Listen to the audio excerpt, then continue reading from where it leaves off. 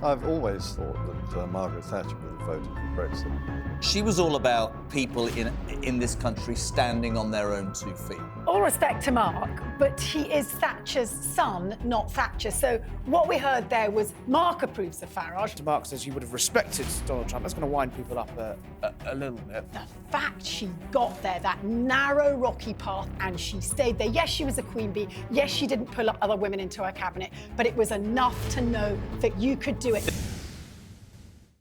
To unpack that remarkable interview, the first interview in more than a decade and a half with Sir Mark Thatcher, I'm delighted to be joined by broadcaster and host of Drive on Talk, Jeremy Kyle, the historian Tessa Dunlop, and the former political editor of The Sun, one of the greatest jobs in history, Trevor Kavanagh. Trevor, you were there with a front row seat in history at that time of when Mark Thatcher was around. He made some pretty remarkable points during that interview. He said Nigel Farage was a conviction politician like his mother. Britain's heading for the IMF. She would have respected Donald Trump. But just from your point of view, do you believe, and this is a fascinating point about Brexit, that Margaret Thatcher would have voted for Brexit as her son claims there? The first time I think anyone's really said, yes, she would have done, anyone that really knew her well. I've always thought that Margaret Thatcher would have voted for Brexit. And I've been surprised to hear people who have been very close to her, like Charles Powell, who was her Downing Street chief advisor in that era, come out publicly to say he didn't think that she would have. I can't see how she would have not, because everything that she stood for, when she stood in the House of Commons just before she was ditched, and recited what Jacques Delors, the European Commissioner at the time, was trying to persuade Europe to do on single currency, single government, etc. She stood there and said, no, no, no. It was an absolutely ringing speech. I remember it vividly. And it was basically what brought her down a few months later. But that would tell you surely everything you need to know about. But one of the architects of the single market, as Mark was saying there, it was all for her about trade, opening up trade, but the political union was too much to swallow. You think at the end of the day that's correct? Yes, I think she saw the EU as the European Soviet Union. And that's how it developed over time. And his point that she was fighting against the expansion of Europe just as the USSR was disintegrating was a very cogent point. Yeah, Tessa, you're shaking your head. Come on, give us the historian's perspective. No. All respect to Mark, but he is Thatcher's son, not Thatcher. So what we heard there was Mark approves of Farage, Mark approves of Trump, and Mark supports Brexit.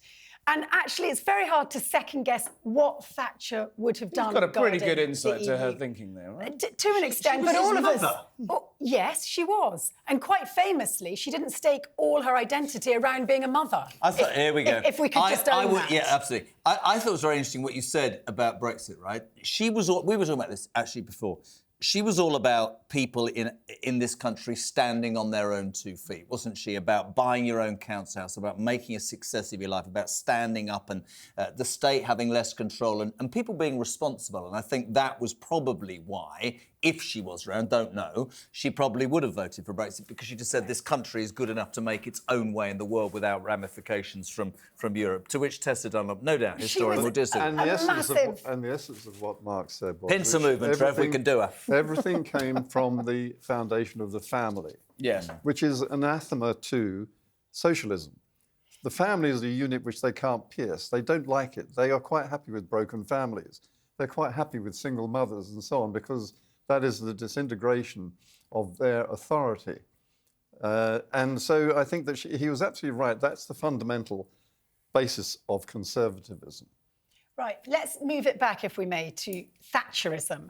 What she had that's similar to Farage is she was very good at identifying her agenda, communicating the agenda, and taking a large part of the population with her. Enough of the population, even if the other half of the population... Indeed, even if it's hugely divisive. Yes. But I would counter that her agenda is actually very different from Farage's, even though she's a great nationalist. And as somebody who grew up north of the border, she was very much seen as an English British Prime Minister. But she was for rolling back the state, all about free trade. And what happens is, under her 11 years of power, you see this incremental growth in the political power of the EU. But she was also a pragmatist. So the idea that she would have taken our role in the EU and done that, and as a result, foregone our trade with our biggest trading bloc, I just don't see it. I think that she was polluted in the 1990s by the Dacre Press and the Charles Moores and people seeping the kind of poison about the EU and what it had become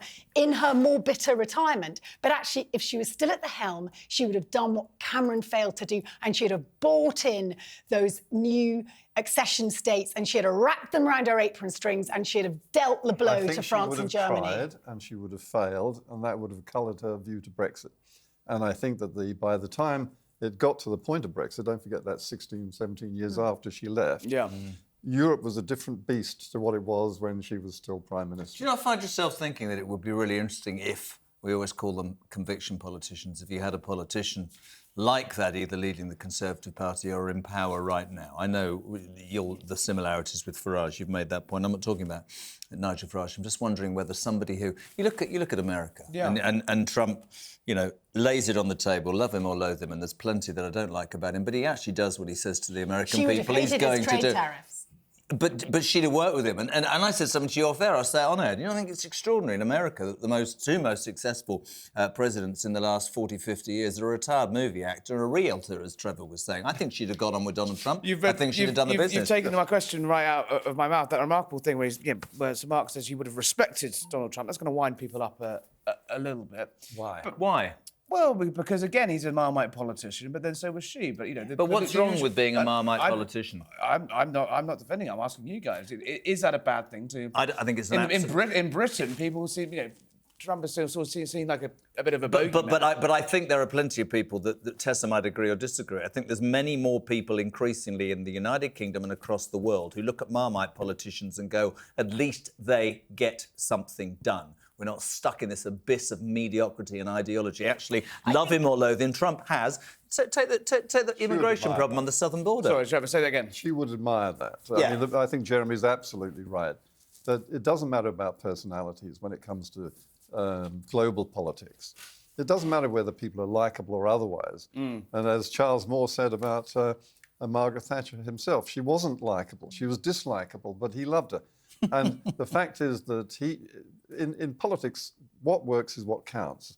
Tony Blair introduced that slogan, never lived up to it. But she did, and I think we're seeing that Trump is. She was actually, interestingly, if you ask now posthumously about Thatcher's reputation, far more popular internationally, hugely looked up to, by the way, in places like Eastern Europe than she ever has been in Britain or in Ireland. And that's still the case now. I mean, if you look, her role in ending the Cold War gives her exactly as you say respect in Eastern Europe, and in America, she's revered across the political aisle. Which, by the way, just to go back, is why I think her role within the EU, with all these new 10 accession states, would have been a very interesting one. Of course, we'll never know the answer to that. But just as interesting, we met Mark as he was coming out of your studio, and I said to him, look, as a daughter of Thatcher, he said, I'm a son. And I meant growing up, obviously, as a child, where you had people like my grandmother, who on the one hand were arch Thatcherites, and on the other hand, ready to tell me, a girl's education isn't as important as a boy's. And what Thatcher did, and feminists at the time reviled her because it felt like she pulled the trapdoor up behind her. But for the generation sitting at home at school, the fact she got there, that narrow, rocky path, and she stayed there. Yes, she was a queen bee. Yes, she didn't pull up other women into her cabinet, but it was enough to know that you could do it. That it was achievable. I knew I didn't have to bake cakes in the kitchen, and I've never baked one. A feminist icon. Yes. You've never baked a cake?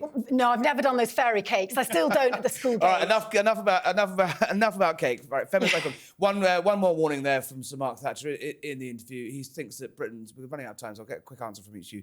Britain's heading to the IMF.